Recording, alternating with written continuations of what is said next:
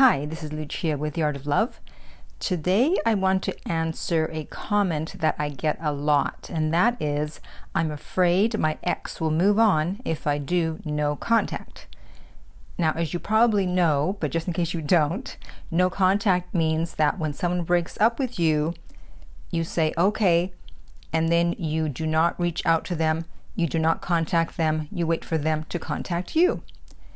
And so this fear about the ex thinking that they've moved on if they don't hear from them is one of the no contact fears.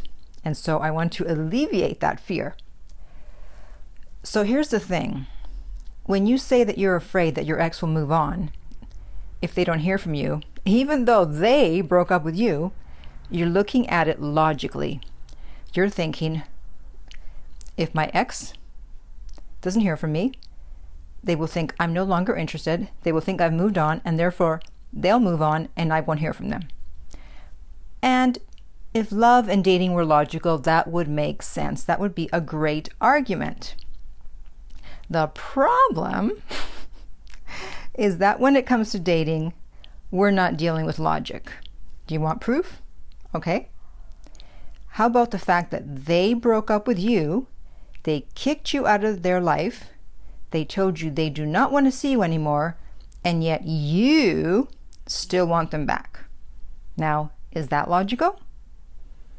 Is it logical to want someone who doesn't want you? No, it's not logical. So we're not dealing with logic. So how is it that logic doesn't apply to you because you want them back, and yet you think it would apply to your ex, that they would move on if they don't hear from you because you're doing no contact?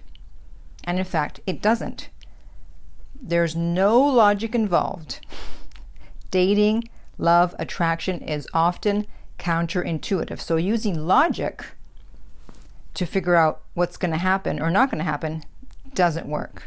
Also, remember, they broke up with you. So why do you need to reassure them?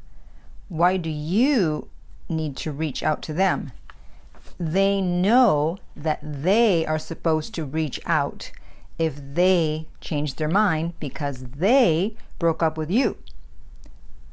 And more likely than not, they're not going to think you've moved on. You're projecting your fear onto them. You're afraid that they're going to move on, so you assume that they are going to think the same thing, that you've moved on. That's why you want to break no contact. But the thing is, if they haven't missed you enough, if they haven't realized that they lost something good, they're not going to come back, whether you contact them or not. And even if your fear that they move on happens and they do start dating someone else, most likely it will be a rebound, and their interest level in the new person isn't going to be exactly the same as their interest level in you was at the height of your relationship. That's why I keep posting these no contact success stories, because I want you to see that just stick to no contact, and more likely than not, you will hear from your ex at some point. It's very rare that someone breaks up with you and then vanishes into thin air. Very, very rare. At some point, curiosity, nostalgia, whatever, they're going to reach out. It may take longer than you would like, but it's very unlikely that they will never reach out. I have a client, and his ex broke up with him over a year ago. Now, they talked 6 months ago, and he mentioned getting together, and her attitude at that time was, hell no.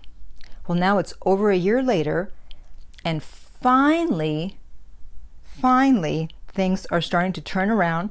It looks like she's made a 180-degree turn. Yes, it's not a 360-degree turn, it's 180. Need to clarify that. And so, no contact is not something that you do for a few weeks or a few days and then you hear from your ex. You need to be in it for the long haul. So all these fears that come up, all this logic that you're applying to the situation, thinking, oh my God, they're going to think I move on, I have to reach out to them.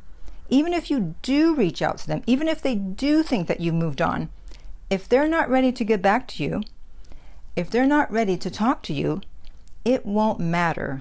And you'll just have broken no contact, shown them that you're still there waiting for them, and then you'll need to start the count all over again. So as usual, your best bet is no contact.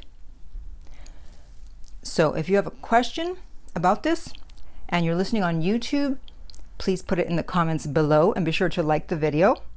If you would like my help personally, you can contact me to get my coaching rates at theartoflove.net.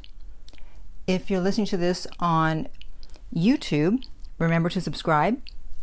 And if you're listening on iTunes, I would appreciate if you would rate and review the podcast. And in the meantime, remember that love inspires, empowers, uplifts, and enlightens.